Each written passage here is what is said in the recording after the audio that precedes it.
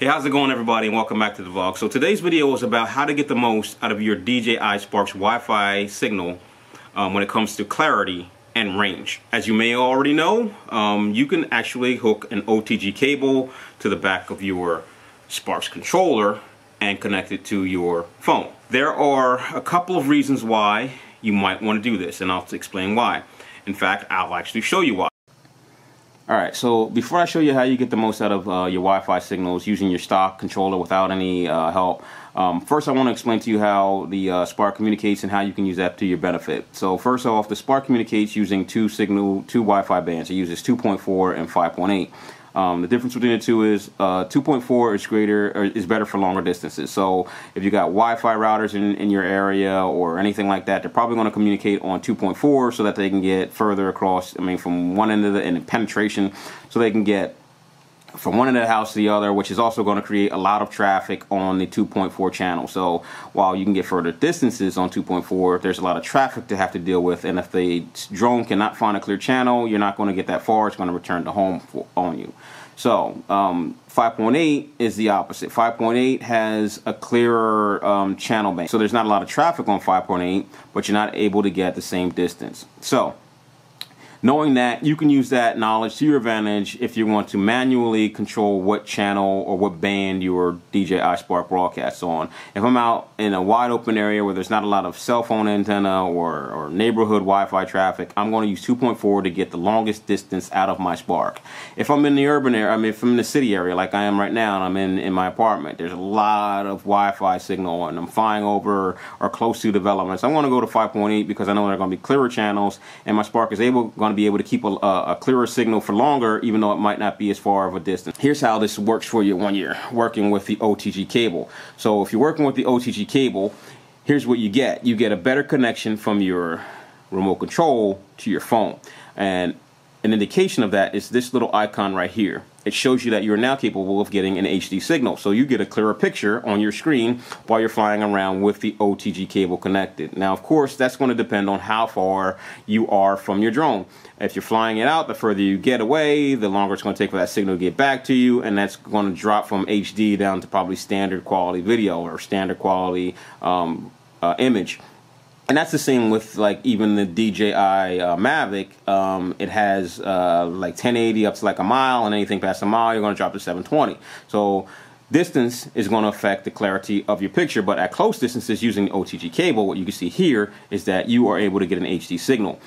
Second thing is, while it's connected via the OTG cable, it has the control of what signal you're broadcasting on. So right now you're seeing that it is on auto, and you have the ability to also use custom. Now, I always use auto if I'm using a connection like this, because if I'm flying in an environment like I'm flying in right now, if I don't have a lot of Wi-Fi interference, it's going to automatically kick it into 2.4 and fly it as far as it can. And if it experiences that Wi-Fi interference, it's going to automatically jump to 5.8 and give me, you know, the longest distance I can get with a clearer signal. So with the OTG cable, those are the benefits of getting longer distance out of your drone. Now let me show you what happens when you unplug that OTG cable. So I'm going to come out of this real quick just in case it doesn't do it while I'm in it. I'm going to unplug the OTG cable, and what I'm probably going to have to do is it's probably not going to connect because I'm probably now indoors and probably going to my phone's going to jump immediately to my Wi-Fi indoors. I'm going to have to go and select the Spark. Oh, there we go.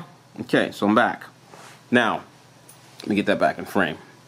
Turn this away from it so you can see a better quality picture there. So now that I'm back, I want to show you what happens when you don't use the OTG cable. So when you don't use the OTG cable, you are basically communicating via Wi-Fi. And as you can see right here, it says Wi-Fi instead of HD. So now you're dependent on how strong your Wi-Fi signal is. If you're dependent on how good your Wi-Fi signal is, you're definitely not going to get that much distance out of your drone. But you can use the information I gave you earlier to tweak that. So let's click on that. And now what you see is you don't have the auto control anymore. You don't have the auto control where it's going to automatically jump from signal band to signal band. You actually have to do that manually. You have to actually click from 5.8 or 2.4. So if you're not using the OTG cable and you're out in the woods, you want to go on your remote control and click on 2.4. And what you can see right now, because I'm in an urban area, I got a couple channels here that are saying very unstable, but actually I have a lot that are stable. So it's going to jump back in between these channels to try to find me the clearest signal. And if those start to turn red, it's going to have less channels for it to jump to. But then I can go back in and I can go to 5.8. And what you see on 5.8, like I explained earlier, there's a lot less traffic on 5.8. And I have one very current channel that's very stable. It's not red on me. It's not turning reds, and it's pretty high, and that's probably because I am connecting directly to the drone. That's probably the drone's channel, and all these other channels are green, and there's no reds on the screen right now, so there's no unstable channel. So that's the benefit of using 5.8. Less traffic and a more stable connection. So again, like I said, if you use this to your advantage, you're going to get further distances. And then if you use that in combination with a solar surfer type and signal booster, you can even get further communication or further distances out of your DJI Spark.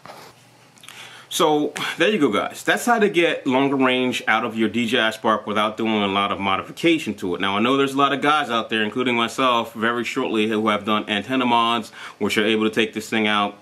What I've seen so far for a range test record was about 3 miles. I'm not going to use this to do 3 miles, but I am interested in pushing it and getting a better signal out of it. So I'm going to most definitely, within the next couple of weeks, do a antenna mod on it like I did with the Phantom 3 Standard.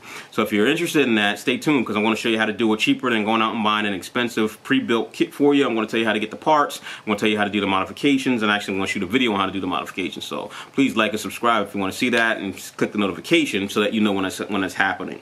But hopefully, guys, this will give you enough information to kind of get the most out of your Spark's Wi-Fi signal. I know for me, it's very frustrating that when I'm out flying, this thing gets out way less than what DJI says it's going to get, and then it turns around and comes back. With these little tricks or tweaks, you should be able to get a little bit more out of it. Thanks for watching. Thanks for supporting the vlog. I'll get back to you soon with more information and tips about how to get more out of your DJI Spark, or maybe some of the other DJI drones. Haven't put a lot of attention though to my Mavic since I've gotten the Spark, but I gotta get it out and start doing some more stuff with it. So I appreciate you watching. I'll talk to you later. Bye. Fingers down my side, girl, you look mighty fine.